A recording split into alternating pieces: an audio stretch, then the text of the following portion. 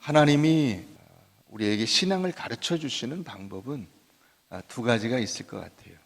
하나는 우리의 삶의 현실로부터 그 현실의 어떤 상황 속에서 신앙을 가르쳐 주시는 방법이고, 다른 하나는 원칙을 먼저 말씀해 주시고 그것을 현실에 적용할 수 있게 해 주시는 거죠. 그래서 현실로부터 하나님이 우리에게 말씀하시는 그 상황을 오늘 이제 우리가 아브라함을 통해서 보게 되는데, 먼저 한번 참고로 어떤 모습으로 하나님이 역사하시는가를 다른 경우에서 한번 보십시다. 출애굽기 14장입니다. 출애굽기 14장 10절부터 한번 보겠습니다.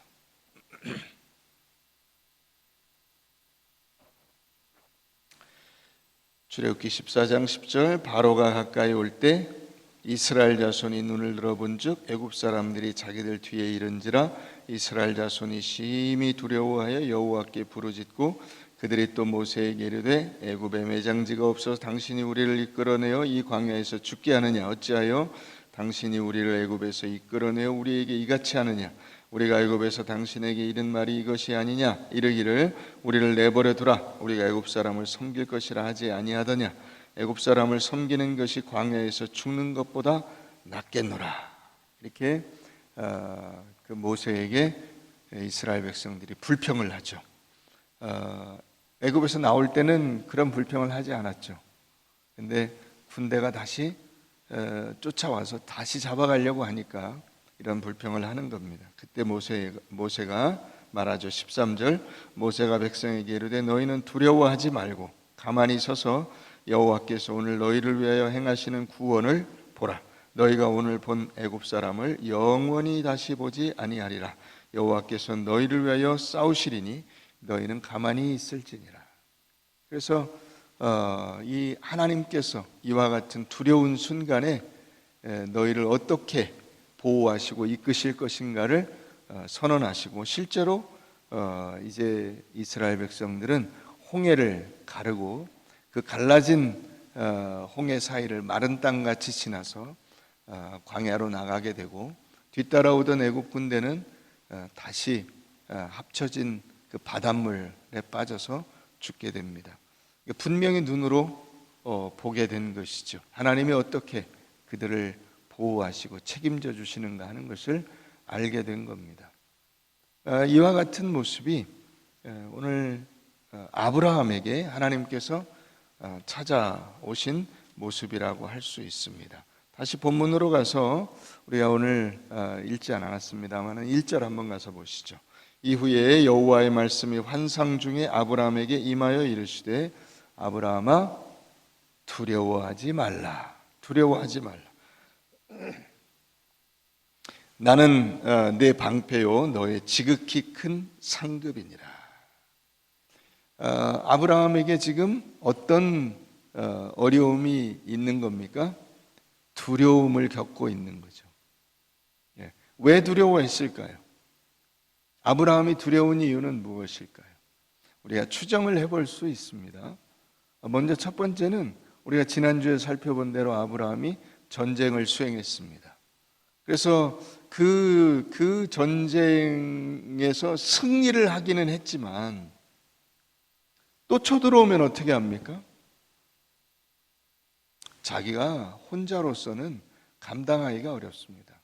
물론 뭐 자기 집에서 길리운 그 사병, 개인적으로 기른 개인 군대를 데리고 나가서 싸웠다고는 하지만은 중과부적이죠. 다시 연합군을 형성해서 들어오면 이긴다는 보장이 없을 뿐만 아니라 그런 긴 싸움을 이겨낼 수 있는 능력도 없을 것입니다.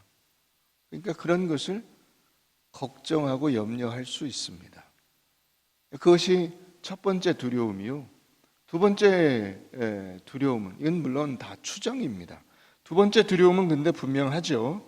자, 2절 가서 보면 아브라함이 이르되 주 여호와여 무엇을 내게 주시려 하나이까? 나는 자식이 없사오니.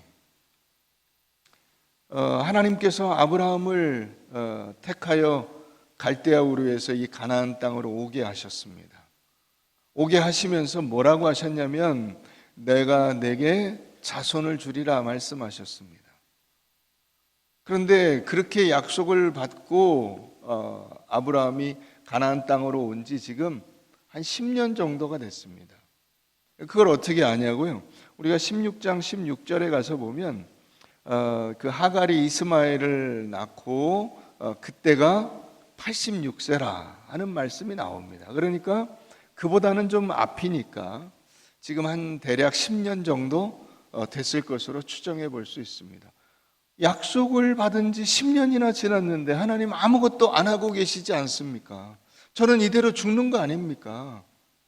제가 그저 후손이라고 하나 내세울 수 있는 것은 저희 집에서 정말 자식같이 기른 저의 종 엘리에셀입니다.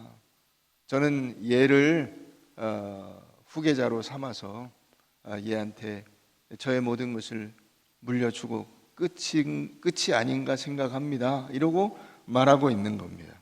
그러니까 하나님이 말씀하시죠. 3절에 아브라함이 또 이르되 주께서 내게 씨를 주지 아니하셨으니 내 집에서 길린 자가 내 상속자가 될 것이니이다. 여호와의 말씀이 그에게 임하여 이르시되 그 사람이 내 상속자가 아니라 내 몸에서 날짜가 내 상속자가 되리라 하시고 그를 이끌고 밖으로 나가 이르시되 하늘을 우러러 뭇별을 셀 수 있나 보라. 또 그에게 이르시되 내 자손이 이와 같으리라. 아브라함이 여호와를 믿으니 여호와께서 이를 그의 의로 여기시고 하나님께서 아브라함을 데리고 밖으로 나가서 그 깜깜한 밤에 하늘의 그 수많은 별들, 그 은하수, 뭐 이런 수많은 별들을 보여주시면서 네 자손이 저렇게 많게 될 것이다. 이렇게 약속을 하시는데 그 약속을 아브라함이 믿었다 이렇게 돼 있어요. 믿었다. 아브라함이 여호와를 믿으니 여호와께서 이를 그의 의로 여기시고 여기서 우리가 기독교의 대표적인 그 신앙의 원리 이신칭의의 원리가 나옵니다. 사도 바울이 이것을 끌어다가 이신칭의의 원리를 설명하는데 썼습니다. 그러나 여러분 우리가 여기서 굉장히 큰 오해가 하나 있어요. 오해. 항상 오해하는 신앙의 원리에서 우리가 너무나 쉽게 오해하는 그게 뭐냐? 이 믿었다라는 것을 나의 행위로 다시 갖고 들어가는 것입니다. 믿었다. 아브라함이 이 여호와를 믿었다라고 하는 것을 아브라함의 행위, 아브라함이 믿는 그 행위로 우리가 붙잡아 버리는 것입니다. 이게 여러분들이 믿음의 원리를 이해하는 데 있어서 가장 먼저 빠지는 함정입니다. 이것을 여러분들이 잘 분간할 수 있어야 됩니다. 믿음이라는 게 무엇인가? 아브라함이 여호와를 믿었다라는 것을 우리가 그냥 흔히 이해하는 식으로 그렇게 믿은 것이 아니라는 사실을 그 밑에 바로 제시해 줍니다. 7절 보시죠. 또 그에게 이르시되 나는 이 땅을 내게 주어 소유를 삼게 하려고 너를 갈대아인의 우르에서 이끌어낸 여호와다. 이렇게 말씀하시고 나니까 아브라함이 말합니다. 8절 그가 이르되 주 여호와여 내가 이 땅을 소유로 받을 것을 무엇으로 알리까? 믿었다면 그죠? 아브라함이 여호와를 믿었다면 이 질문은 나오지 말아야죠. 그죠? 8절은 이게 의미가 없는 구절입니다. 믿었다면 나올 수 없는 구절입니다. 이 말은 할 수가 없습니다. 믿었는데 어떻게 합니까? 하고 하나님에게 반문을 할 수가 있습니다. 믿었으면 그 다음에 하나님께서 해 주실 것에 대한 확신을 가졌다면 아브라함이 그것을 행위로 이게 붙잡는다면 그 다음에 이 8절은 나올 수가 없죠. 그런데 이것만 보아도 아브라함이 우리가 생각하는 그런 종류의 믿음을 가진 것은 아니라는 사실을 알게 되는 겁니다. 그러니까 성경에서 말하는 이 믿음이, 구원 얻는 믿음이 어떤 믿음인가를 우리가 놓치지 말아야 됩니다. 자, 그래서 하나님께서 아브라함에게 이 계약을 맺는 겁니다. 하나님이 주시는 약속이 분명하고 확실하다는 사실을 계약식으로, 이제 9절 이하에 나오는 이 내용들이 이 당시에 일반적으로 행하였던 종주 계약식이라 이렇게 말하는데요. 전쟁을 수행하고 나면 전쟁에 이긴 자가 전쟁에 패한 자를 불러다 놓고, 자, 너 앞으로 너희가 전쟁에 졌으니까 너는 이거 하고 이렇게 해라. 그래서 그거를 이긴 승리한 왕이 제시를 합니다. 자, 앞으로 너는 1년에 금 10kg, 은 100kg, 곡물 만섬, 그 다음에 그 남자 여자 20살 된 남자 여자 1000명씩 매년 갖다 바쳐. 그러면 예, 알겠습니다 하는 거예요. 이해가 되시죠? 자, 그렇게 조약을 딱 이렇게 해놓고 이제 계약식을 하는 거예요. 조약 체결식을. 어떻게? 여기 이제 나오는 대로 짐승을 쫙 반으로 쪼개서 양쪽으로 벌려 놓습니다. 짐승들을 여기 이제 지금 그 3년 된 암소, 3년 된 암염소, 3년 된 순양, 산비둘기, 집비둘기 새끼를 가져와서 반으로 쪼개서 벌려놓고 그 사이를 이 승리한 왕과 그 다음에 패배한 왕이 거기로 지나가는 거예요. 왜요? 내가 얘기한 이 조항을 만약에 네가 안 지키면 너 이렇게 여기 있는 이 짐승처럼 죽는 거야. 알고 있지? 알고 있지? 이거죠. 꼼짝을 못하는 겁니다. 하나님이 지금 그 계약식을 하고 있는 겁니다. 아브라함하고. 그런데 갑이 누구예요? 갑이. 여기서 그 승리자의 위치에 선 사람이 누굽니까? 그게 아브라함입니다. 하나님이 기꺼이 패배자의 위치에 서서 자기가 그 계약을 제시하고 이 모든 계약 이행의 책임을 내가 진다 라고 말씀하고 계신 거예요.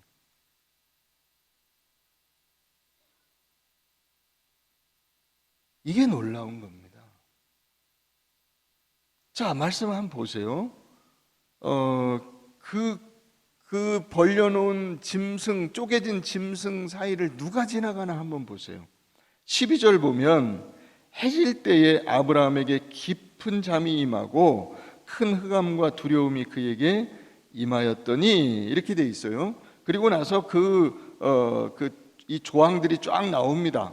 조항이 뭐냐면 하나님께서 그 아브라함에게 제시한 이 계약 이행의 조항이 뭐냐면 여호와께서 아브라함에게 이르시되 너는 반드시 알라 내 자손이 이방에서 계기되어 내 자손이 돼 있죠. 내 자손이.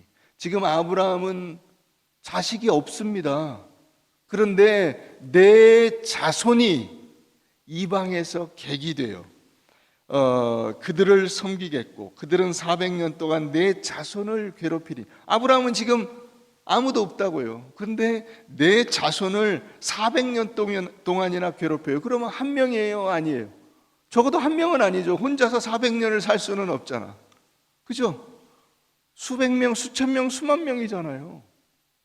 그들이 섬기는 나라를 내가 징벌할지며 그 후에 내 자손이 큰 재물을 이끌고 나오리라. 너는 장수하다가 평안히 조상에게로 돌아가 장사될 것이요 내 자손은 4대 만에 이 땅으로 돌아오리니 이는 아모리 족속의 죄악이 아직 가득 차지 아니함이니라 하시더니 해가 져서 어두울 때에 연기나는 화로가 보이며 타는 횃불이 쪼갠 고기 사이로 지나갔다.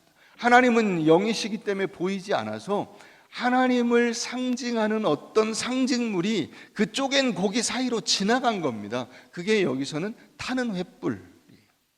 그러니까 하나님만 혼자 그 약속 이행의 책임을 감당하시겠다고 선언하신 거예요. 쪼갠 고기 사이로 아브라함은 지금 저쪽에 깊은 잠에 빠져서 누워 있고 하나님만 거기로 지나가셔. 이 모든 약속의 책임 누가 진다? 내가 진다. 하나님께서 선포하시는 것입니다. 이것을 아브라함이 예 한 거예요. 예. 그랬더니 하나님이 네가 믿었다, 이렇게 인정해 주신 겁니다. 여러분, 이걸 우리가 어디서 이해하냐면, 예를 들어서 집에 아이를 낳았습니다. 그래서 아이를 키우면 이제 어느 순간 아이가 뭐라고 웅얼웅얼 하다가 혀가 약간 좀 삐뚤어져 가지고 엄마 할 때가 있습니다. 엄마. 그러면 막 남편 돌아오면은 그 아내가 막 이야기하면 여보 오늘 얘가 나를 엄마라고 불렀어. 그래서 엄마라고 다시 재연하라고 재연 배우한테 계속 다그쳐도 이 재연 배우는 도무지 엄마라는 말을 할 줄을 모릅니다. 그런데 얘가 했다는 거예요. 어느 날 남편이 돌아오면 여보 얘가 오늘 드디어 걸었다는 거예요. 그래서 진짜로 걷나? 그리고 재연 배우한테 야 한번 해봐. 아무리 해도 자빠집니다. 그런데 얘는 틀림없이 걸었다는 거예요. 눈곱만큼만 딱 해도 인정을 해주는 겁니다. 아브라함에게 하나님을 지가 생각하고 굳게 붙잡고 하나님을 의지하고 하는 그런 힘이 있냐? 없어요. 하나님이 인정을 해주시는 겁니다. 인정을. 야, 네가 믿었다. 네가 나를 인정했다. 네가 나를 붙잡았다. 그게 아브라함이 여호와를 믿으니 여호와께서 이를 그의 의로 여기신 겁니다. 이 구절의 의미가 바로 그것입니다. 여러분, 하나님께서 아브라함을 찾아오신 그 과정을 생각을 해보세요. 하나님께서 천지를 지으시고 인간에게 복을 주셨습니다. 그런데 인간이 하나님의 말씀에 불순종하고 하나님을 거역하고 타락해서 결국 에덴 동산에서 쫓겨나고 맙니다. 그래서 그 다음부터 태어나는 인간이 어떻게 됐냐? 죄인들이 태어납니다. 죄인이 태어났다는 것을 우리가 명확히 알 수 있는 것이 뭡니까? 가인이 아벨을 죽인 겁니다. 분명히 하나님의 말씀이 그대로 실현이 된 거죠. 실상은 죽은 인간이 태어난 겁니다. 그래서 태어나서 잘 길렀건만 형제들끼리 서로를 죽이고 죽는 그런 비극이 벌어지게 되는 것입니다. 그래서 노아의 홍수는 그 죽을 수밖에 없는 인간들을 하나님께서 쓸어버리시고 새로운 인간을 재창조하는 것을 우리에게 보여주고 있었습니다. 그래서 새로운 인간을 만들었지만 바벨탑을 만든 인간들을 생각해 보십시오. 여전히 그들의 마음속에는 하나님에 대한 거역과 불순종과 자기 자신에 대한 자랑과 인간적 자부심으로 가득 차 있습니다. 그런 가운데서 이 죽을 수밖에 없는 인간들을 불쌍히 여기시고 하나님이 아브라함을 찾아오신 겁니다. 그의 인생 속에, 그의 역사에 하나님께서 개입하고 들어오신 겁니다. 그것을 우리에게 가르쳐 주시는 것이 바로 이 믿음이라고 하는 것입니다. 믿음은 우리가 하나님을 붙잡은 것이 아니고 우리는 하나님을 알지도 못하고 하나님의 은혜와 사랑과 계획이 무엇인가를 전혀 모르고 있는 그때 하나님이 들어오셔서 하나님의 계획을 가르쳐 주시고 하나님께서 그 계획대로 우리를 이끌어 가실 것임을 우리에게 선포한 것입니다. 그것을 알게 된 것을 믿음이라고 하는 거예요.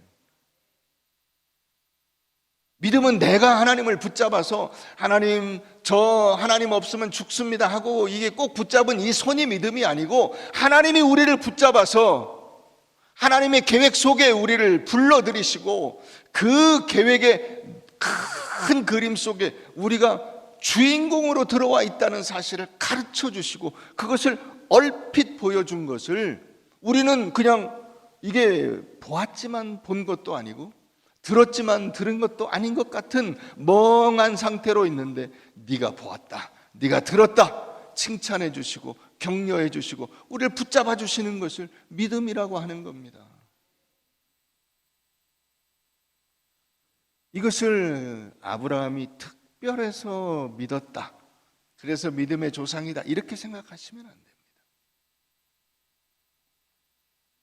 우리 에베소서 2장을 한번 가보십시다.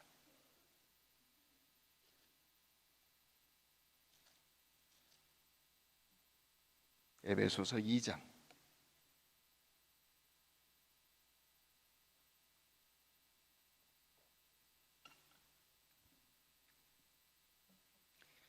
1절입니다. 그는 허물과 죄로 죽었던 너희를 살리셨도다. 그 죽음에서 살리신 것이 먼저 나옵니다. 그 다음에 우리가 아는 겁니다. 그건 사람이 사는 것도 똑같죠. 배에서 태어난 겁니다. 태어나고 나서 엄마가 누구냐, 아빠가 누구냐, 엄마, 아빠, 친구, 동생들을 알아보는 겁니다. 드디어 내가 알아서 엄마 뱃속에서 나온 게 아니고요, 엄마가 나를 밀어낸 거죠. 허물과 죄로 죽었던 너희를 살리셨도다. 그때 너희는 죄가 그 가운데 행하여 이 세상 풍조를 따르고 공중의 권세 잡은 자를 따랐으니 곧 지금 불순종의 아들들 가운데서 역사하는 영이라. 전에는 우리도 다 그 가운데서 우리 육체의 욕심을 따라 지내며 육체와 마음에 원하는 것을 하여 다른 이들과 같이 본질상 진노의 자녀, 본질상 죽음의 자녀, 본질상 죄의 자녀이었더니 긍휼이 풍성하신 하나님이 우리를 사랑하신 그 큰 사랑을 인하여 허물로 죽은 우리를 그리스도와 함께 살리셨고 너희는 은혜로 구원을 받은 것이라. 또 함께 일으키사 그리스도 예수 안에서 함께 하늘에 앉히시니 이는 그리스도 예수 안에서 우리에게 자비하심으로써 그 은혜의 지극히 풍성함을 오는 여러 세대에 나타내려 하심이라. 너희는 그의 은혜에 인하여 믿음으로 말미암아 구원을 받았으니 이것은 너희에게서 난 것이 아니요 뭡니까? 선물입니다. 선물. 그러니까 여러분, 이걸 자랑할 수 있습니까? 없습니까? 이거 자랑할 수 있어요? 없어요? 자랑할 수 없죠. 예. 아까 일부 예배 때 이걸 자랑할 수 있습니까? 없습니까? 그랬더니 자랑할 수 있대요. 물론 자랑할 수 있습니다. 나 선물 받았다, 자랑할 수 있죠. 예. 근데 이거 내가 만들었다는 할 수 없죠. 그죠? 나 선물 받았어. 이거 우리 아빠가 사준 거야. 이거 우리 엄마가 사준 거야. 이거 우리 형이 사준 거야. 자랑할 수 있습니다. 근데 내가 만든 건 아니라고요. 우리가 믿음을 오해하는 가장 큰 그 오해, 착각 중에 하나가 내가 믿어서 하나님이 나를 구원해 주시고 내가 다른 사람보다 잘나서 하나님이 나를 구원해 주셨다고 하는 그런 생각이 은연중에 우리도 모르는 사이에 우리의 마음속에 들어온단 말이죠. 그게 우리가 가지고 있는 믿음에 관한 가장 큰 오해요, 착각입니다. 하나님께서 우리에게 가르쳐 주시는 것은 9절 봅니다. 행위에서 난 것이 아니니. 행위는 뭐죠? 내가 믿었다라는 그 행위, 내가 무언가를 지켰다라는 그 행위, 내가 머리가 좋다, 내가 능력이 있다, 내가 열심이다, 충성스럽다 하는 이런 모든 행위, 그런 행위에서 난 것이 아니고 하나님께서 나를 불쌍히 여기서 붙잡아서 하나님의 계획 속으로 끌어들이시고 그 계획에서 자라게 하시고, 그래서 드디어는 하나님을 아버지라, 나를 구원하신 은혜로우신 분이라 라고 분간할 수 있게 만들어 주시는 그 속에 우리가 들어간 겁니다. 그래서 행위에서 난 것이 아니고 하나님의 선물이기 때문에 자랑할 수 없다. 자랑할 수 없다. 하나님이 어떻게 하시는 겁니까? 우리를 재창조하시는 겁니다. 우리를 그 하나님의 은혜 아래 우리를 끌어들여서 재창조의 은혜를 베풀어 주시는 겁니다. 여러분들이 하나님의 그 재창조 사역 속에 살아나게 된 겁니다. 허물로 죽은 너희를 살리셨도다예요. 이 하나님의 재창조 사역이 이 아브라함에게 임하게 된 겁니다. 그것을 뭘로 표현하냐? 믿음이라고 표현하고 그것을 하나님의 은혜라고 우리가 알아듣는 겁니다. 이 믿음이라고 하는 단어가 오염됐어요. 언제부터 오염됐냐? 문예부흥기를 지나면서 오염됐어요. 문예부흥기 전까지는 믿음이라는 단어가 어떤 의미로 쓰였냐면 사람을 믿는다라는 의미로 쓰였어요. 그러니까 원래 믿음의 의미는 하나님을 믿는 것이고 예수를 믿는 거예요. 그런데 이 믿음의 의미가 자꾸 변질돼서 일이나 혹은 어떤 말이나 행위나 이런 것들로 자꾸 바뀌어집니다. 그러니까 오늘날 믿는다라고 할 때 그 믿음은 자꾸 어떤 외적인 증거를 내놓으라 그래요. 내가 널 믿을 수 있는 증거가 뭐냐? 아브라함도 지금 하나님에게 그걸 요구하고 있죠. 제가 자식이 있게 된다는 걸 뭘 보고 믿을 수 있습니까? 그랬더니 하나님이 뭐라고 하시는 거예요? 내가 얘기하지 않냐? 내가 하늘에 저 별을 봐라. 저 별을 만드신 분이 누구냐? 저 바다의 모래를 봐라. 저 모래를 만든 사람이 누구냐? 이걸 보여주시는 거예요. 여러분, 여러분들의 믿음은 어디에 있습니까?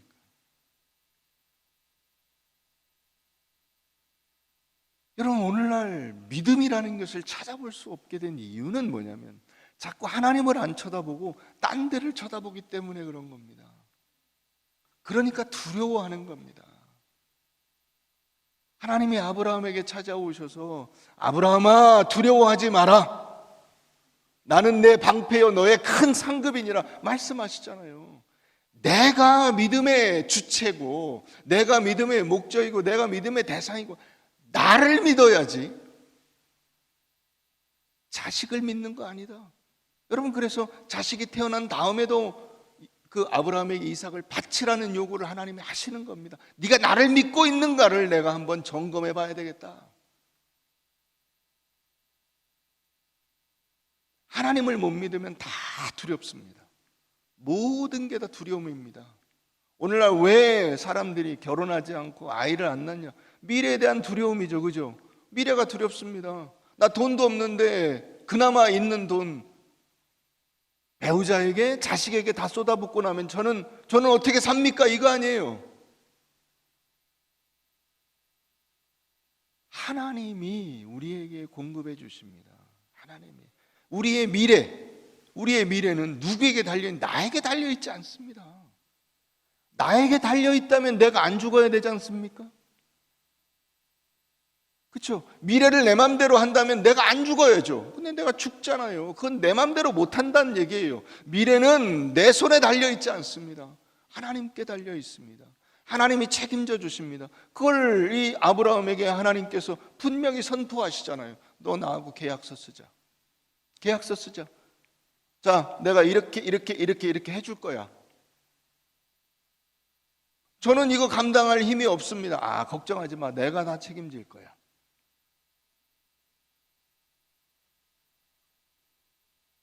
여러분, 하나님께서 여러분들에게 공증하신 겁니다. 이게 문서로 여러분들에게 안겨주시잖아요.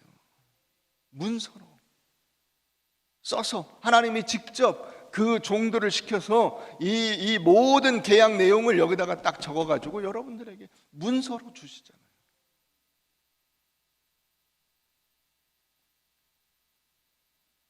자, 그러니까 이 아브라함이 지금 그 하나님하고 같이 만나가지고 거기서 3년 된 암소, 3년 된 암염소, 무슨 그 비둘기, 집비둘기, 산비둘기 해가지고 다 이게 가운데 잘라가지고 쪼개놓고 그렇게 하고 이게 이제 계약 내용을 이수하지 못하면 어떻게 된다? 어떻게 된다? 못 지킨 사람이 죽는다. 그랬잖아요. 죽는다. 자, 어떻게 됐나 한번 보세요. 로마서 8장을 가봅니다.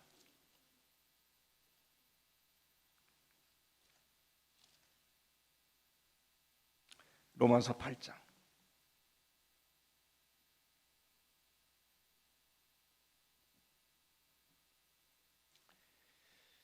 31절 그런즉 이 일에 대하여 우리가 무슨 말하리요? 만일 하나님이 우리를 위하시면 누가 우리를 대적하리요?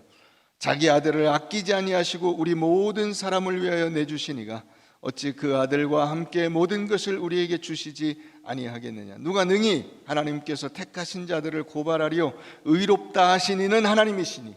여기 나오죠. 의롭다 하신 이는 하나님이시니. 하나님께서 의롭다 하십니다. 근데 우리가 의롭다라고 하는 호칭을 받을 행위를 한 적이 없어요. 한 적이 없어요. 그 책임을 누가 집니까? 하나님이 지십니다. 그 책임을. 내가 의롭다 할 이 행위를 어떤 행위도 하나님 앞에 내놓을 만한 것을 한 적이 없는데, 그렇게 하나님 앞에 책임 감당을 못한 나에 대한, 내 스스로에 대한 책임을 누가 지시냐? 하나님이 지시는 거예요. 자기 아들을 아끼지 아니하시고 우리에게 내어주셨고 우리를 위해서 죽게 하셨습니다. 34절 누가 정죄하리요? 죽으실 뿐 아니라 다시 살아나신 이는, 우리를 위해서 죽으시고 다시 우리를 위해서 살아나신 그 예수 그리스도, 그분이 바로 하나님께서 모든 것을 책임지신 상징이 되는 겁니다. 그러니까 여러분, 이 아브라함으로부터 말미암은 이 계약 이행 불이행의 책임을 하나님께서 내가 진다 걱정하지 마라 하신 것이 어떻게 된 겁니까? 우리의 현실 속에서, 역사 속에서 분명하게 이루어진 것입니다. 살아나신 이는 그리스도 예수시니 그는 하나님 우편에 계신 자요 우리를 위하여 간구하시는 자시니라. 누가 우리를 그리스도의 사랑에서 끊으리요? 환난이나 곤고나 박해나 기근이나 적신이나 위험이나 칼이랴. 기록된 바 우리가 종일 주를 위하여 죽임을 당하게 되며 도살당할 양같이 여김을 받았나이다 함과 같으니라. 그러나 이 모든 일에 우리를 사랑하시는 이로 말미암아 우리가 넉넉히 이기느니라. 내가 확신하노니 사망이나 생명이나 천사들이나 권세자들이나 현재일이나 장래일이나 능력이나 높음이나 깊음이나 다른 어떤 피조물이라도 우리를 우리 주 그리스도 예수 안에 있는 하나님의 사랑에서 끊을 수 없어요. 아멘, 아멘입니다. 하나님이 진짜로 모든 것을 다 하셨습니다. 더 이상의 어떤 그 의무도 우리에게 남아있지 않습니다. 그리고 그 모든 혜택은 우리가 보는 겁니다. 사람에게 있어서 여러분 가장 큰 혜택은 뭡니까? 살아있는 거죠. 내가 살아있는 겁니다. 하나님께서 그것을 우리에게 약속하신 겁니다. 너는 죽어도 산다. 걱정하지 마라. 예수가 우리를 위해서 죽으심으로 우리도 예수와 함께 죽고, 예수가 우리와 함께 살아나심으로 우리도 예수 안에서 생명을 누리게 되는 것입니다. 그 약속을 우리는 받은 사람들입니다. 이게 하나님께서 우리에게 계약서에 기록하시고 도장 찍고 복사하고 공생하신 겁니다. 얼마나 감사합니까? 자, 그러면 우리가 어떻게 살아야 될까요? 어떻게? 이 하나님의 사랑을 받은 자로서 어떻게 살아야 될까요? 첫 번째는 하나님을 사랑하는 자로 사는 겁니다. 여러분, 영어에 그 believe라고 하는 단어가 어디서부터 왔나 했더니 그 어원을 따져보니까 빌로에프, 이게 LOEF 거기에서 왔는데요, 그게 러브의 고어랍니다. 그러니까 빌리브는 빌러브입니다. 하나님을 믿는 것은 하나님을 사랑하는 것이랍니다. 내가 하나님을 믿는 자로 산다는 것은 그 하나님을 사랑하는 겁니다. 그렇죠? 아까 이 믿는다라고 하는 말이 그 문예부흥 이후에, 르네상스 이후에 변질됐다고 했잖아요.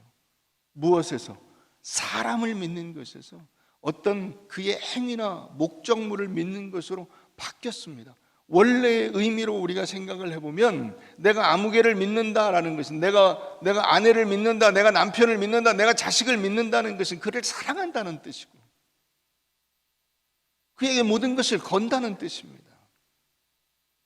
그 한 사람을 사랑하고 그와 함께 일생을 같이 하는 겁니다. 여러분, 그게 교회 공동체입니다. 내 이웃을 내 몸과 같이 사랑하라는 바로 이것입니다. 우리가 하나님을 믿는다면 하나님이 만드신 그 모든 그분의 자녀들을 함께 사랑하고 그 안에서 기쁨과 은혜를 누리며 사는 겁니다. 그게 믿음의 삶입니다. 그러니까 하나님을 믿는 것은 곧 교회 공동체 안에 다른 우리의 구성원들, 우리와 함께하는 여러분들의 교우들을 사랑하고 그들을 붙들고 희로애락을 같이 하며 사는 겁니다. 모른 채 하는 거 아닙니다. 외면하는 거 아닙니다. 싸우는 거 아닙니다. 두 번째 뜻은 순종입니다. 여러분, 우리가 하나님을 믿는다면, 하나님이 모든 것을 책임지신다는 것을 믿는다면, 그래서 그분이 그 독생자까지 아낌없이 나를 위해서 내어주신다는 것을 내가 믿는다면, 여러분, 나는 어떻게 하겠습니까? 하나님이 나를 이끄시는 대로 순종해 가는 거죠. 우리가 요즘은 이제 올해 말씀을 암송하느라고 성도의 다짐을 안 했는데, 성도의 다짐 네 번째 기억나십니까? 나는 하나님의 말씀대로 순종하며 살겠습니다. 여러분, 제가 그 말씀을 여러분들에게 계속 되뇌이게 하는 것은 여러분들 보고 제 말에 순종하라고 그 말을 되뇌이게 하는 거 아닙니다. 오해하지 마십시오. 오해하지 마십시오. 저도 오류가 많은 사람이고 제가 말하는 것이 다 진리일 수 없고 제가 모든 것을 다 알 수도 없고 제가 여러분들의 인생을 이렇게 해라 저렇게 해라 해서 그걸 책임져 줄 수 없습니다. 제가 그것을 성도의 다짐으로 네 번째 넣은 이유는 뭐냐면 바로 이 뜻입니다. 하나님 안에서 하나님의 말씀에 순종하는 자로 살라는 겁니다.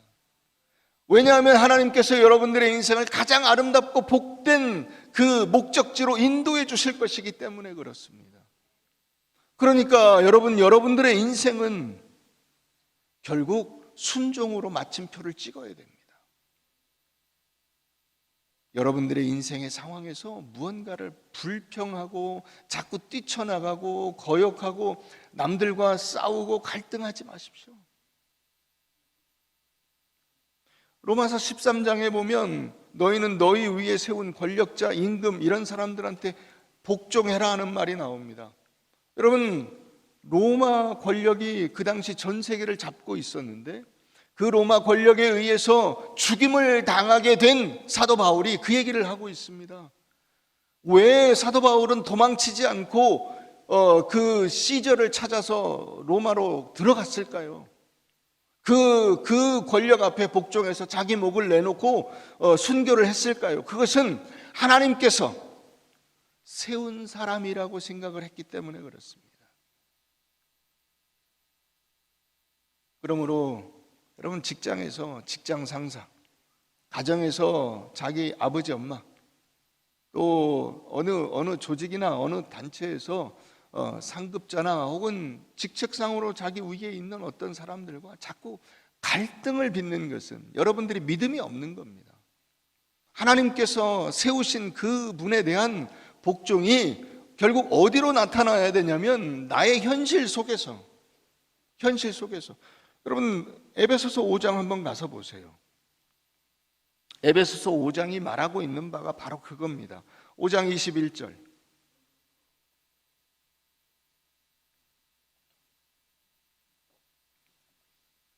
그리스도를 경외함으로 피차 어떻게 해라? 복종하는 겁니다.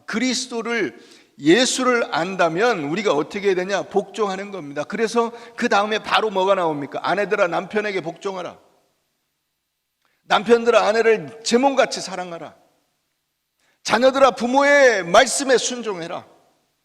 부모들아 자녀를 노엽게 하지 마라. 종들아 상전에게 복종해라. 상전들아 네 위에도 진짜 상전 하나님이 계시다는 걸 알고 아랫사람들에게 함부로 대하지 마라. 그걸 말씀하고 있잖아요. 우리의 현실의 삶 속에서 여러분들이 믿음을 가지고 산다는 것이 무엇인가를 여러분들이 잘 아셔야 됩니다. 그래서 거기에서 버티고 있으셔야 됩니다. 잘 버티십시오. 잘.